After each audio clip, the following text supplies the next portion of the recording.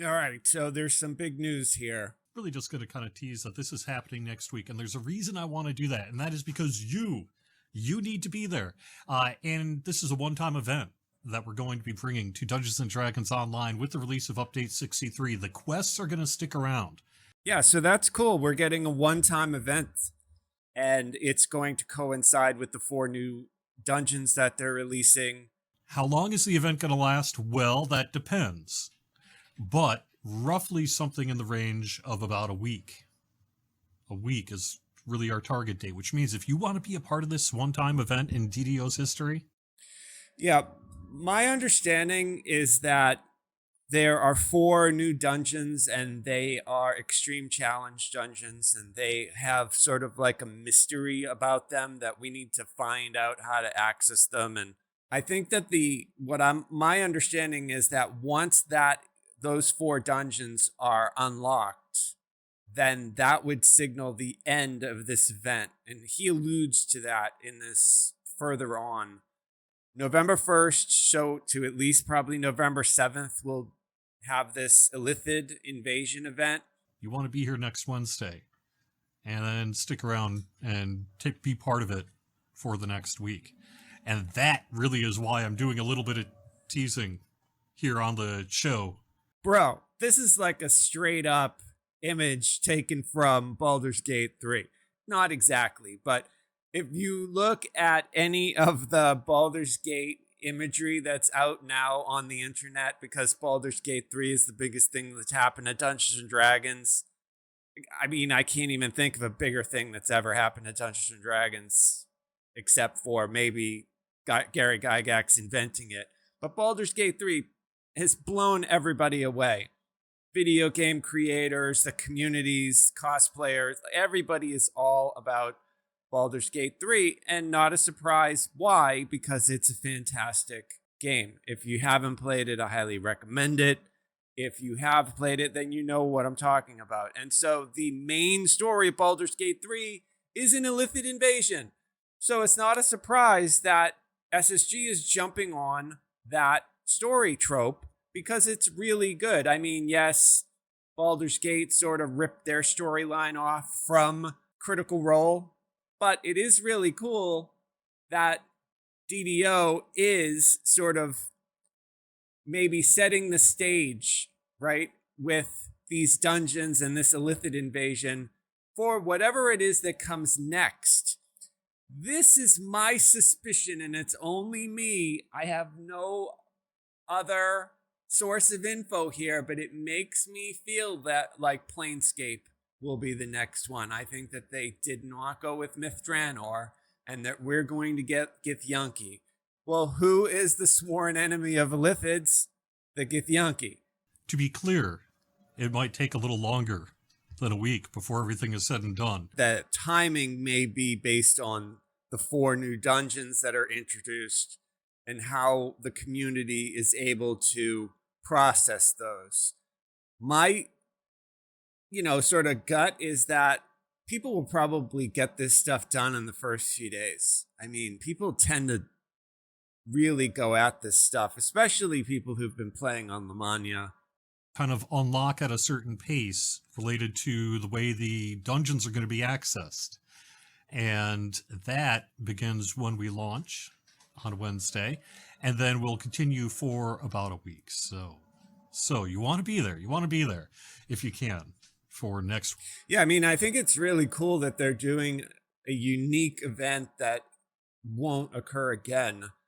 I mean, I think it's a really nice idea that we're getting these extreme challenge dungeons along with this new loot system, this deck of many curses that allows you to alter gear based on certain cards that you can loot.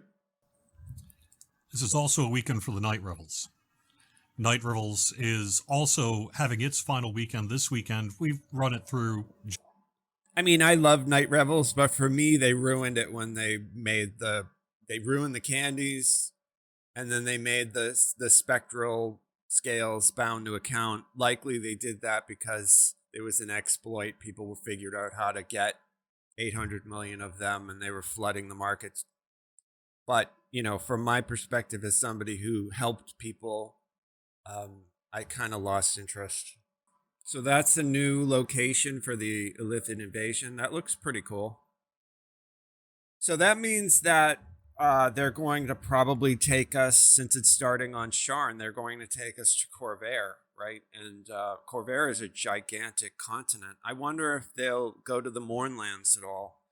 Like, I wonder if they're doing it exactly like Baldur's Gate, where, there's going to be circles opening up in the sky and these nautiloids flooding, or if they do it more like they did the Devil Invasion, where we just have like monsters randomly appearing all over the cities and we have to run around and fight them. Lamania, to just give you a little bit of an update, because we did have an update to some of the card stuff. Yeah, they're going to talk about the new deck, which basically will allow us to empower weapons that we already have with new abilities, basically. And my understanding is that all of those cards are random effects. So it really is, you could get something extremely good or you could get crap. And then there's a way to wipe it. There are cards that you can get that will wipe the effect and then you could reapply it to something. The concern that I have, though, is that they said that those cards to wipe effects are going to be rare drops.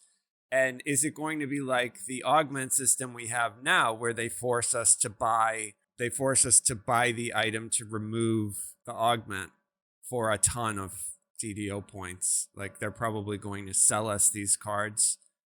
The other thing that I would be concerned about is if it is truly random, how much of it is gambling? I mean, I guess we'll see. We'll have release notes next week. The only reason I'm not going through the release notes this week, so that you can actually see the release notes, is there's a few hints about the event that I can't hint at today, but that we will be able to provide to you when we launch. And so that's why I don't have the... So it's interesting that I guess the location probably of the dungeons is going to be hinted at. It'll be interesting to see. Like I said, I hope that they take us to some new locations on the continent of Corvair, or even deeper into Zendrik. Zendrik is a gigantic continent. We haven't seen even a fraction of it, partly because of the curse that's over Zendrik, but would be nice to see what they're going to do for us, or if they're just going to pepper these new quests in and out of existing areas in DDO already. Release notes themselves up, but it's a limited time event. We've already said, if you've seen the Bull Roar release notes, that the game is going to need your help to stop an invasion. And I guess the invasion is in a... Yeah, so this is what I was saying. So, I mean, are we going to have the sky open up and nautiloids come out? And then if so, that really would set up for the next expansion for Planescape, where we have, Githyanki Dragon Riders. The other thing to keep in mind, too, if there's an Illithid invasion, that means that there's an Elder Brain, right? So...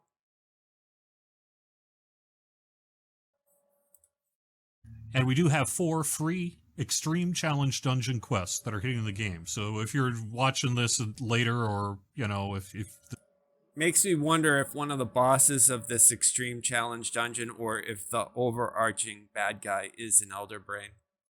It's just what if you're just whatever on all that stuff. The 4 free dungeons are going to stick around. They will remain free. Okay, so the dungeons are free. These are Extreme Challenge dungeons. They're level, what did he say, 34 legendary. That's cool. Okay, so that means anybody would be able to get into those dungeons and do this content.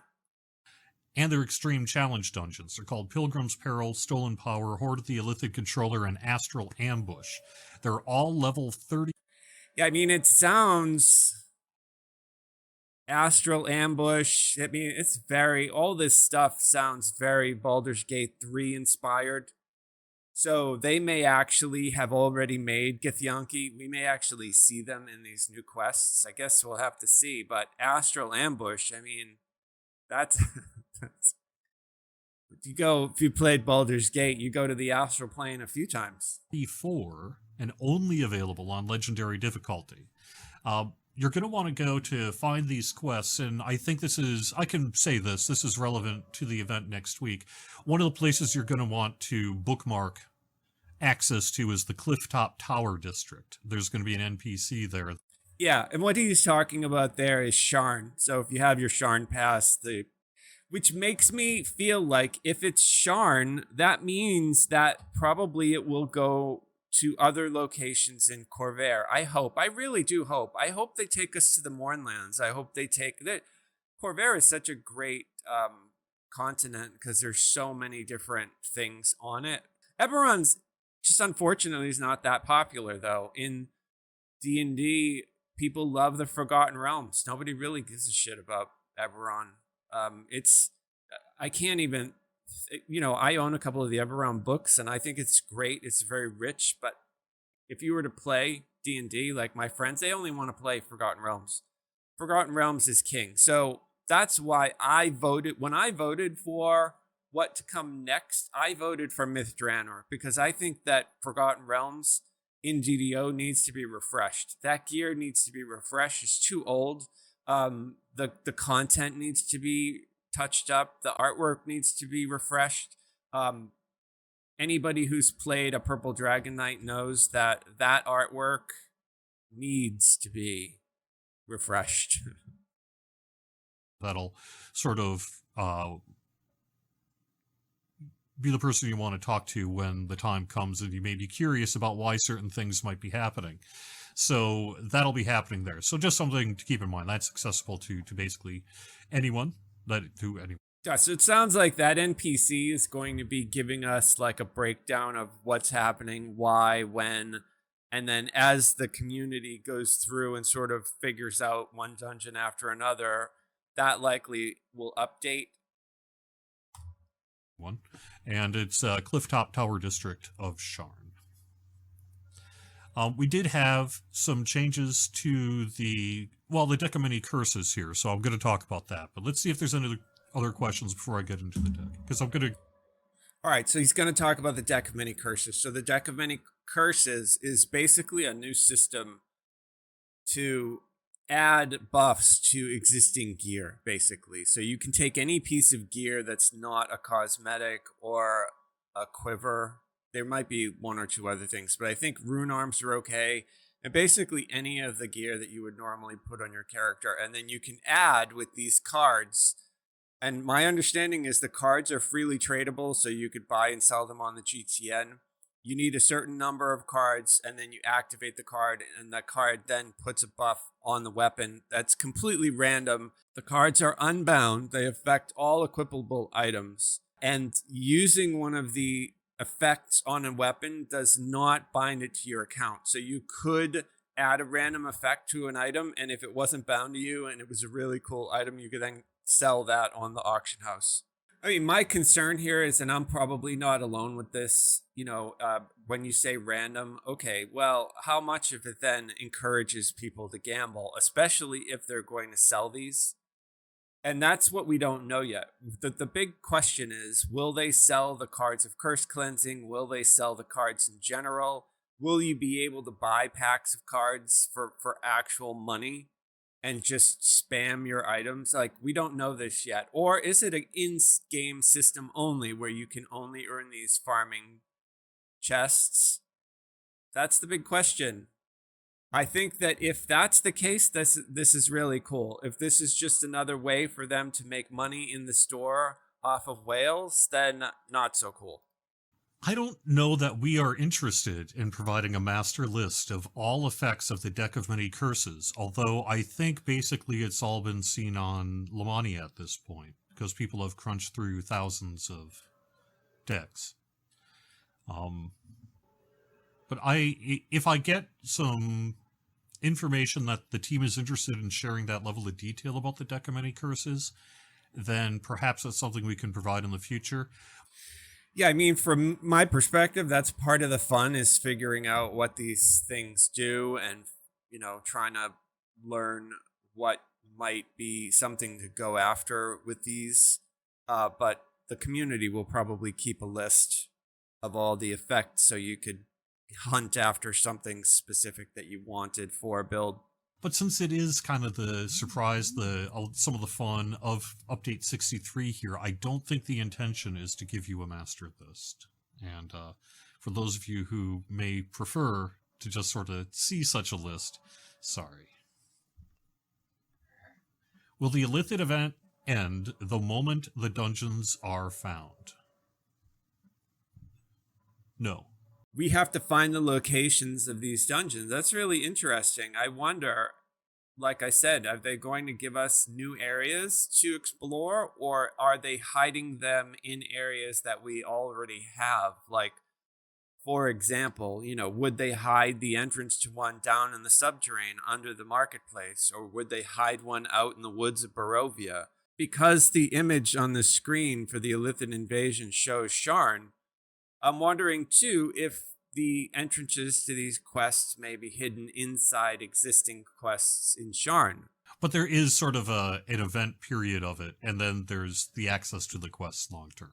Yeah, would give a reason, too, like if they put one in the Forgotten Realms to get people to explore, like the King's Forest or something. There's a lot of different places. This game has some very big environments. Do ultra rare cards exist?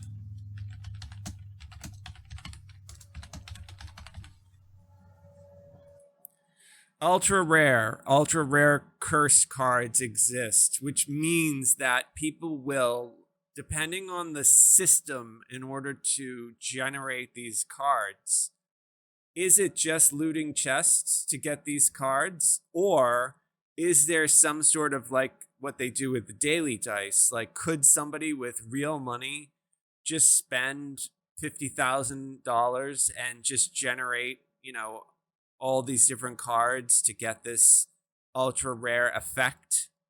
That is sort of troubling to me, because that means that a whale could blow out the power creep. And then what will happen to the rest of the players if enough people do that? The power creep is for that specific small group of players will get so high that then what that means is what we see every time power creep in one particular meta goes too high, they nerf. So my hesitation to be excited about a system that introduces these ultra rare effects is that are they just going to allow power creep to just go way beyond what they might anticipate, because they never correctly anticipate? No, to the way I read it, it's basically common, uncommon, rare, and I think that's where it falls. If I get clarity on that from one of the developers, I'll let you know. Because right now with filigrees, the way the filigrees work, you've got common, you've got rare filigrees, and some of the filigrees form sets. It sounds like this is yet another means to put filigree-like effects on items that are not sentient weapons, basically. So that would allow us to use like older weapons or alternate items like armor or helms or something, and have these filigree type effects on them. Cordovan did say that they are not introducing set bonuses, but I would imagine that if this curse deck is popular, that they probably will in future updates not only introduce new cards like they've given us new filigrees, but also introduce card set bonuses for us. No. So see, here's the thing about Wayfinder. Wayfinder has actually been around for quite some time, has it not? And so we're well aware that, Yeah, Wayfinder, for those of you who don't know, is like the smallest server in GDO. So I don't know if they've actually got the numbers on the population, but it's very small, like 100 people or something like that play on Wayfinder. So in an event, we can accommodate for perhaps anomalous populations. So in the same way that, we can accommodate a much larger server, we can accommodate a smaller server in terms of populations, no problem. I don't think Wayfinder is going to have any issue at all. Sorry, maybe it's not 100 people, maybe it's 50 people. But that's opposite, like on Hardcore League, we get like 3,000 people or something like that, so. If nothing else, I'm probably going to be there, so I'll at least take care of some of it.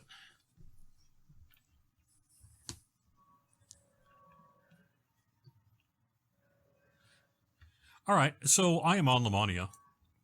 And the reason I'm here is I wanted to just show you quickly about the Deck of Many Curses. We had a preview this week that had an update. All right, so yeah, he's going to show us. Those are the cards of Curse Cleansing. They're not bound. That's what you use to wipe an item.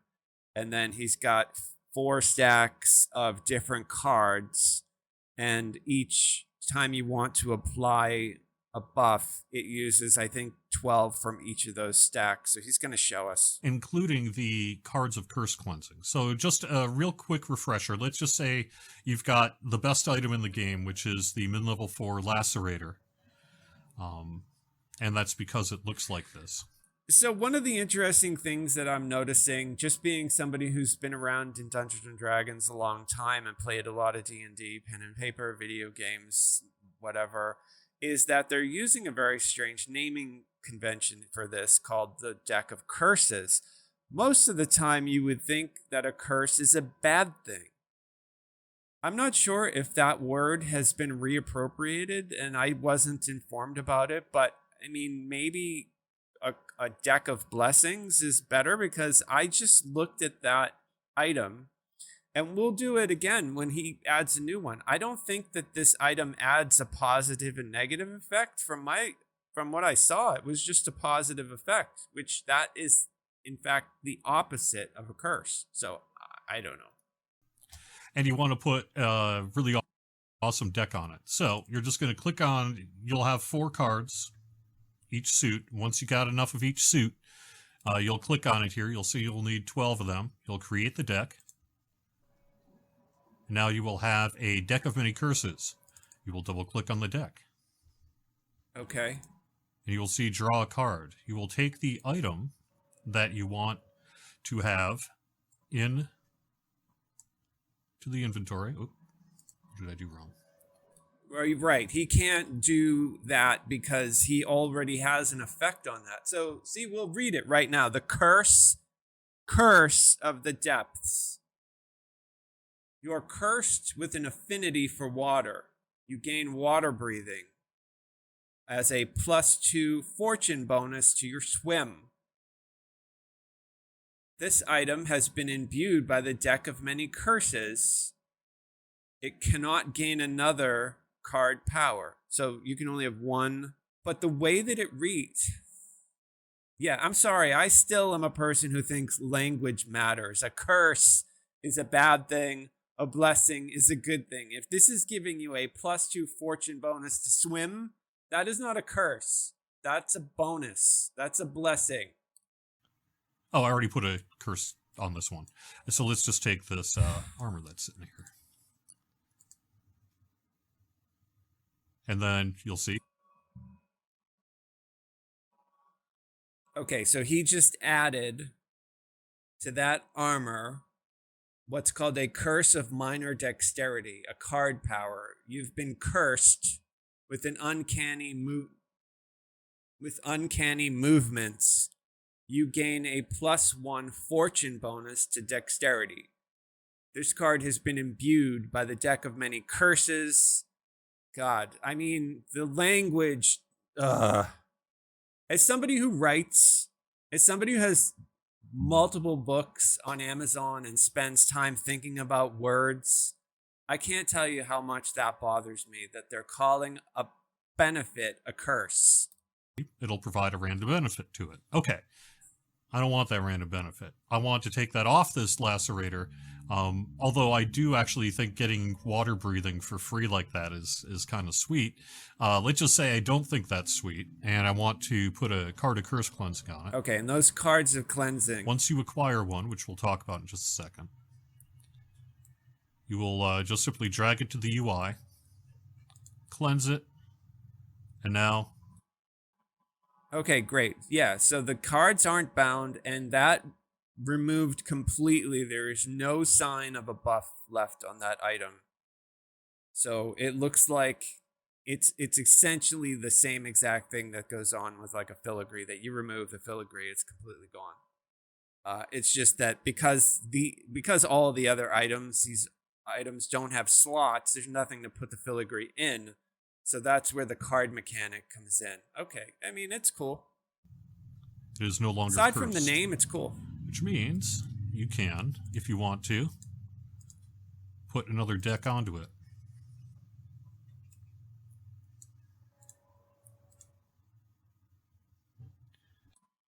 All right, so he just added a new card to this lacerator weapon, and it's called a Curse of Major Reflexes. The card power is, you have been cursed with knowledge of danger slightly before it happens. You gain a +2 fortune bonus on your reflex saving throws. This item has been imbued by the deck of many curses and cannot gain another power. So essentially, these bonuses are like exactly what I said. +2 on your reflex save. Yeah, I mean, it's very similar to the filigrees that we have. And I got a fortune bonus to my reflex saves, which also isn't bad. But it does make me, what would be really nice is that if they gave us a system to turn all of our extra filigrees into cards, because we were promised a system to crunch the thousands of filigrees that we have now that sit around unused because they're basically useless. I don't throw them away because I looted them, but I would love to be able to crunch them or turn them into something. And it seems like if they're going to give us this card mechanic, well, why not? Why allow me to turn my filigrees into cards? That would be a really cool thing.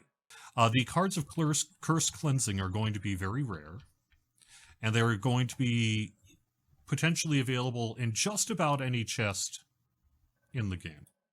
Okay, so potentially any chest. Okay. What they are not telling us, though, is are they going to sell them on the store? If you think it's on essentially a same table as like some of the ultra rare items, essentially. And so it'll show up as a random drop, really just about anywhere that random stuff can drop. There's a few chests in the game that have specific drop tables that are separate from the rest of the game, and those wouldn't have it, but those you already know about. Because they tend to be one-offs for their own thing. So. Oh, God. So one of the things that I am sort of like further encourages people to just re-roll chests over and over and over just to get these cards. I really hope that that's not what this mechanic is all about, that's what this random card showing up in any chest is all about. I really don't like the gold roll for chests, re-roll loot. I mean, it doesn't work anyway. You re-roll these chests and it's not like you can get the named piece of gear that you want. So you end up wasting astral shards. Now, if you're hunting for cards, it depends. Can you see, like, the card, when you combine the 4 and apply it, is random, but I just really hope.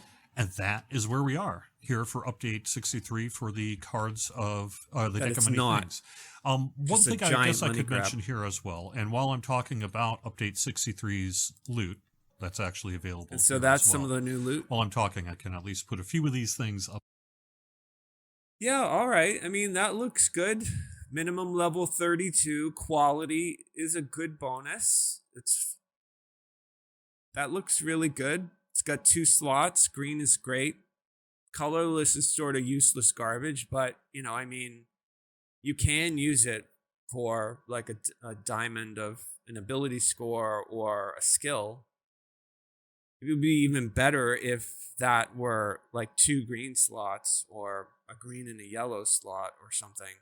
There aren't enough yellow slots, green or yellow slots in the game. So getting green is good. Up on the screen. So what's the plan There's way too many blue slots in the game. Way too many blue for slots. the deck of many curses? We're not going to completely say today, but I can tell you that the cards are going to appear in Update 63's quests, which, as you've heard, are free and available long term. And it would be fairly easy. It would be easy to be able to drop additional cards from the deck of many things in future content, or potentially even go back to content. Right. So what he's saying is if people like it, then they'll add more cards to future updates and maybe expand the way that the cards function, like giving them set bonuses. So very similar to what they did with the filigrees. Although I would expect we would do it at least moving forward. Ultimately based as to how much the community enjoys the system, how it goes. Really, let's shorthand it. Depending on how it goes, we can expand it forward. We can go back. We can leave it kind of where it is, depending on ultimately how people receive it and respond to it and things like that. But it's a system here it's a system here that is debuting with Update 63, the Illithid Invasion. Okay, here's another item. Yeah, quality charisma, false life, quality magical sheltering. See, God, I hate that they do that. Just give us sheltering. Why do they split it up? Magical sheltering, physical sheltering. Just give us sheltering. I can craft sheltering. Like, I can straight up craft sheltering. I don't need to worry about whether it's physical or magical. It's just sheltering. If you're going to give me quality sheltering, give me quality sheltering. Don't give me half. Quality magic sheltering is just half. Immunity to fear, really, at level 32? I've got 9 sources of fear immunity. That doesn't belong on a legendary item. Here's another one. Quality constitution, force absorb is always good. Life sealed. Well, life sealed is just fancy death block. Okay, level 32, you shouldn't have to worry about getting an item with death block on it because you can get death block at level 1. That is not a legendary enhancement.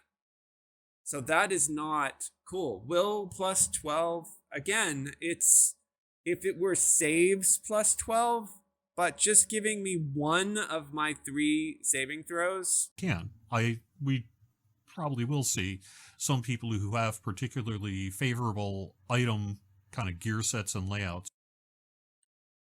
Okay, so this is quality intelligence, false life, again, magical sheltering, and then immunity to fear again. What? I don't understand what they're doing with these trinkets.